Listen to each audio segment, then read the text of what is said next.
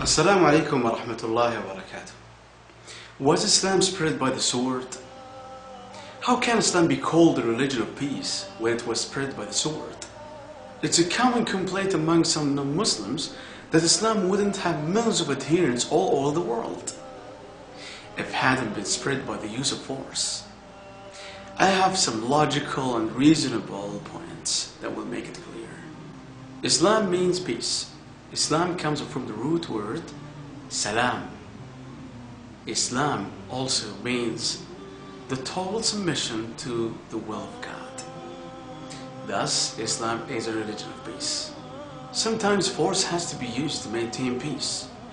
It's precisely for this reason that we have the police who force against the criminals, antisocial elements to maintain peace in this country. In Islam, force can be only used to promote peace and justice. The best reply to the misconception that Islam is spread by the sword is given by the noted historian Dil Shay-Olary in the book Islam at the Crossroad. History makes it clear, however, that the legend fanatical Muslims sweeping through the world and forcing Islam at the point of the sword upon conquered races is one of the most fantastically absurd myths that historians have ever repeated. Muslims ruled Spain for about 80 years. The Muslims in Spain never used the sword to force the people to convert to Islam. Later, the Christian Crusaders came to Spain and wiped out the Muslims. There wasn't a single Muslim in Spain who could openly give the adhan, that is the call for prayers.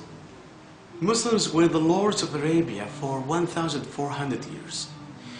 For a few years the British ruled, and for a few years the French ruled. Overall, the Muslims ruled Arabia for 1,400 years. Yet today, there are 14 million Arabs who are Coptic Christian. If Muslims had used the sword, there wouldn't have been a single Arab who would have remained Christian.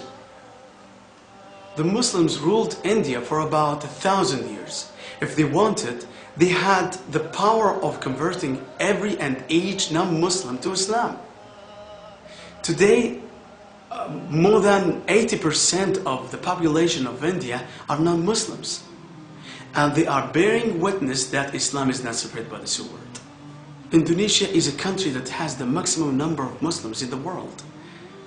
The majority of people in Indonesia, Malaysia may want to ask, which Muslim army went to Indonesia and Malaysia to force the people to convert to Islam? What did Thomas Carlyle say? The sword indeed, but where will you get your sword? Every new opinion at the starting is precisely a minority of one. In one man's head alone, there dwells as yet. One man alone of the whole world believes it. There is one man against all men. That he takes a sword and tries to propagate with that will do little for him. You must get your sword. On the whole, the thing will propagate itself as it can. Let me tell you what kind of sword is. It's not the sword you know.